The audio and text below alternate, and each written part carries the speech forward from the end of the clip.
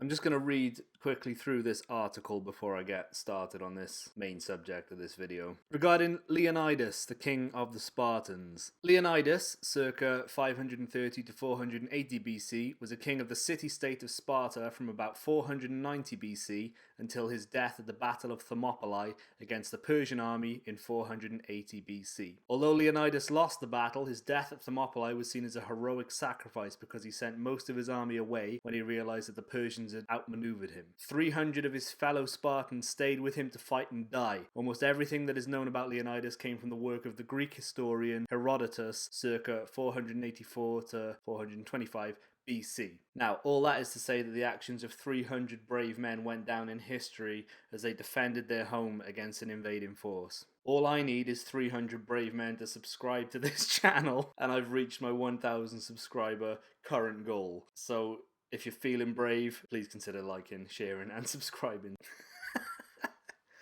Anyway.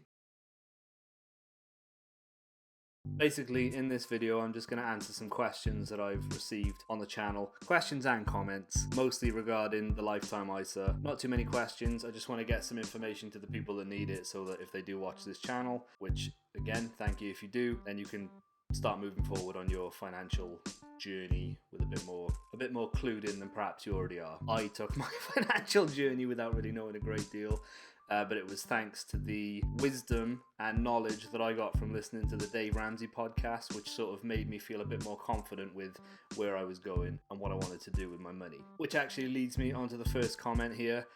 From S. Addy. You just became my buddy, Ollie, once you mentioned Dave Ramsey. I won't say lol. Instead, I'll actually laugh out loud. Also, why don't you use Skipton for your Lisa? I have been with them for 2 years and they don't charge fees, plus you get compound interest. The reason that I chose Moneybox for my lifetime ISA is because I was initially just playing around with that platform for getting into general investing. So I invested in the stocks and shares ISA first without even considering the lifetime ISA. I don't even think that was an option when I signed up with Moneybox. The reason I chose Moneybox is because I like to keep things simple and I like all my accounts in as few places as possible. With regards to the fees on the lifetime ISA through Moneybox, I'll get into that in a second because the next comment from Omar B goes on to say, "Hi, great video. What are the Moneybox fees on the lifetime stocks and shares ISA? Also, what funds are you invested in the lifetime ISA? Furthermore, if it is for long-term investment, would it make more sense to go for high risk, high reward, then as you get older change to more cautious or stable investments?" I'll cut that off there. Regarding lifetime ISA fees on the Moneybox platform, if you open a cash lifetime ISA, there are no fees for the Moneybox cash lifetime ISA. You don't pay anything to Moneybox. It's just an account that you open with them. You pay money in. The government gives you the 25% bonus. You get the opportunity to earn interest on top of that. However, these are the fees for any investment account that you open with Moneybox. For investment accounts, which is the ISA, the general investment account, the junior ISA, stocks and shares Lisa, we charge the following fees. Fixed subscription fee, it's £1 per month, free for the first 3 months. This means that even if you have multiple accounts with us, your subscription fee will remain at £1. So I've got 3 accounts open with Moneybox. I'm only paying £1 for the subscription fee for all of those. So 33.3 recurring pence each. I suppose you could look at it that way. This fee covers all transactions and all investing costs. Most users invest every week into your chosen range of funds, meaning that you can make 165 investments per year at just 7 pence per trade. This fee is charged at the end of each month by selling down your largest holding. Platform fee. 0.45% of the value of your investments per year. This fee accrues daily but is charged monthly by selling down your largest holding. Note, this charge is not reflected in the daily valuations post within the messages section of the app.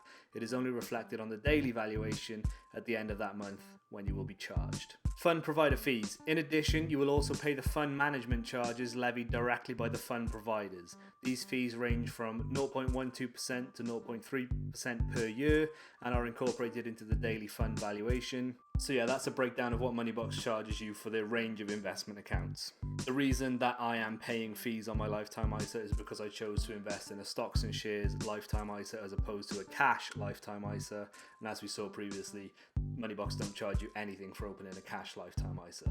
The benefit there is that you're not invested in the stock market, so you don't risk losing any money, but also, swings and roundabouts. If you're not investing your money in the stock market, you also don't stand to make any major gains.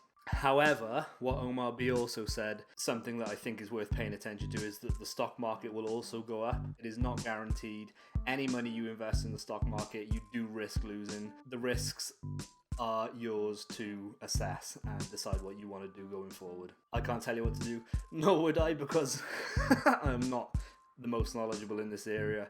I'm just here outlaying the facts of what the Moneybox platform offers. I think that's it for that question. This is more of a comment than a question, and I just wanted to add it from Janine saying thank you for the great info. You're welcome. I do try. And finally, I'll answer this question from Alex. Hi Ollie, with the Moneybox's Lisa, do you still have to put in $200 a month like the old Help to Buy ISA? I use Moneybox rewards, 95-day notice savings and stocks and shares ISA, and I'm thinking of opening the Lisa in the near future to buy my flat which I'm currently renting. Do you think this is a good idea?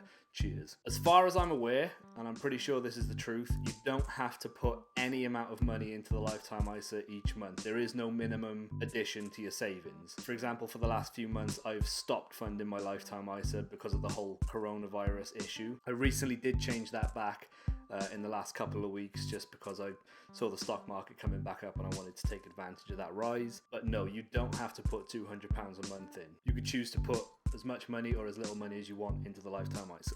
Interestingly as well, the reason I opened my lifetime ISA was because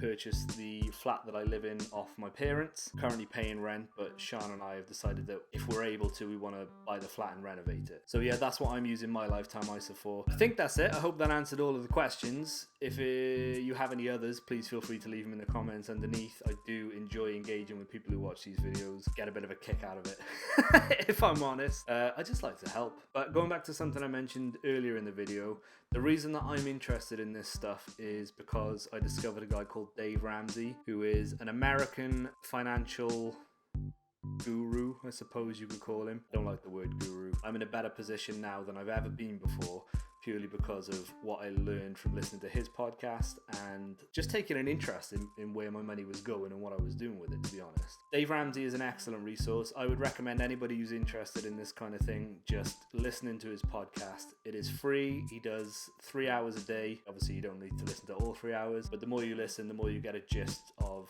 what he's saying, and I believe it's helpful. But yeah, thanks for watching. Please consider liking, sharing, and subscribing. I will see you next time we speak. Stay safe, take care, love each other, be kind. Save your money for a rainy day.